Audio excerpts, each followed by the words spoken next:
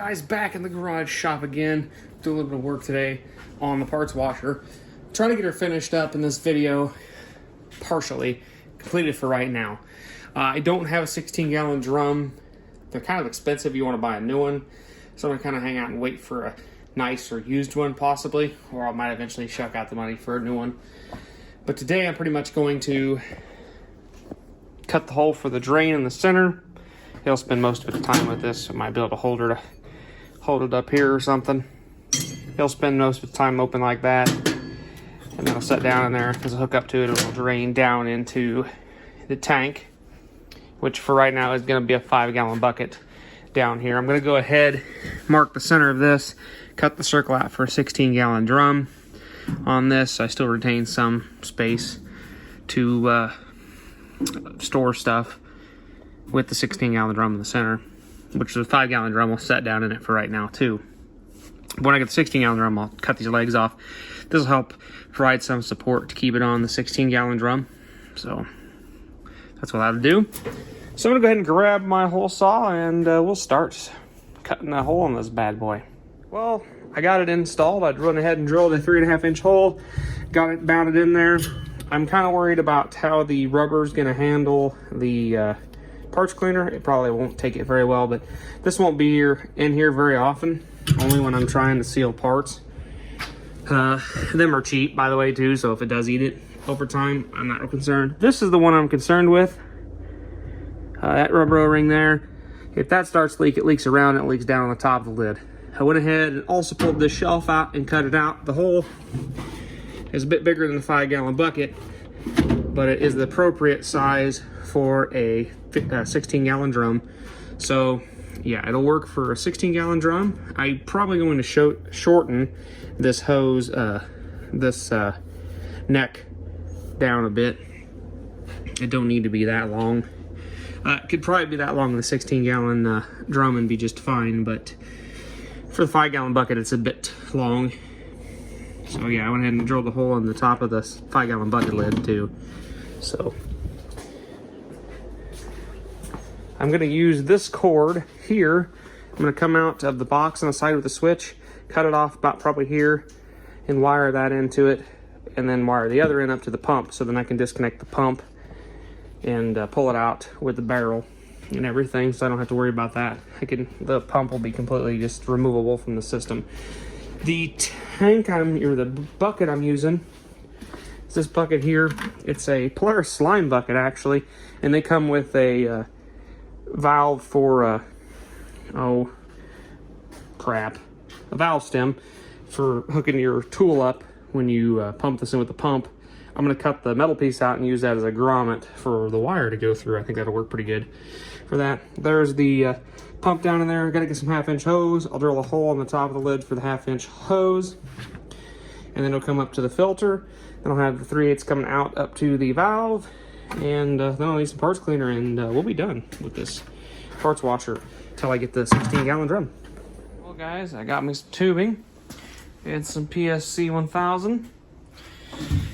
We had drill here to run the tubing up into a 45, or not a 45, into a 90, into the input, and then I come up out, it's all 1/2-inch to the filter, and then it's 3/8 up into the tank, and then I got everything in here, and everything works pretty good. I'm pretty sure it's actually slowly eating this tube, so I may actually swap that out to the metal one that came with the parts washer. But it does work. Goes down there into the drain. My drain does leak a little bit, as you can see, just a little bit. So that won't be a problem when this 16-gallon drum is there, because it just can leak down to it. No problem. It just leaks around a little bit on the top. But other than that, it works pretty good.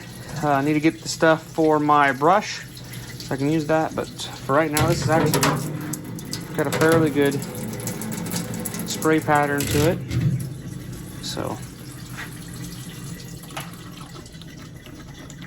a fairly good spray pattern to it. I'm kind of happy about that. It does take a little bit to drain back down, but it does seem like it'll work pretty good.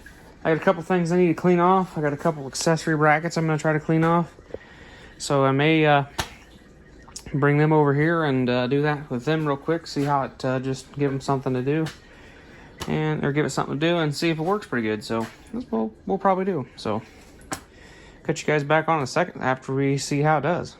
It did clean it up pretty good. Used a brass brush and a plastic bristle brush in there. Definitely do want to get my brush where the cleaner can run through. That'll be nice. That did clean up pretty well. That's the accessory bracket from Camaro. I'm not going to go real crazy with it. If I really wanted to, I'd take it to work and throw it in the glass cabinet and clean it up and paint it.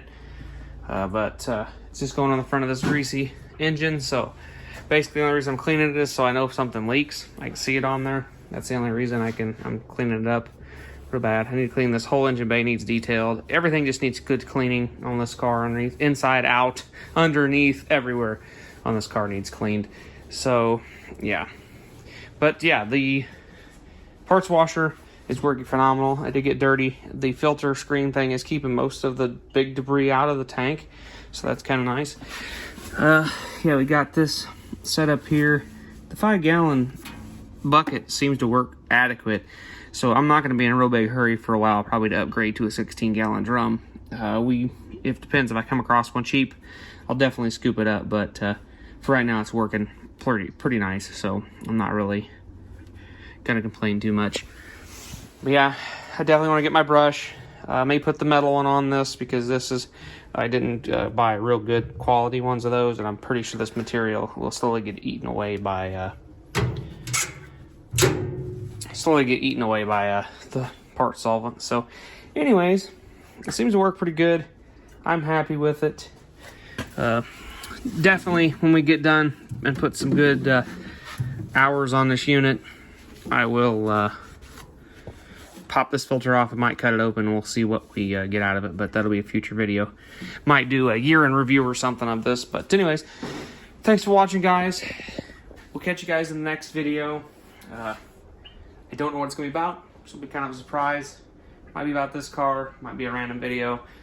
Hopefully I can get this car done on the road so I can drive it. Got some more stuff, got carpet and everything for it, but yeah. Want to get on the Trans Am again, want to get on the 92 LS swap. I want to pretty much try to get on every one of my projects while I'm in the middle of renovating my house. So I don't have much time with a full-time job, doing this, and working on the house at the same time. So yeah, anyways guys, we'll catch you guys in the next video. Have a good rest of your week or weekend or whatever day you're watching this. Catch you later.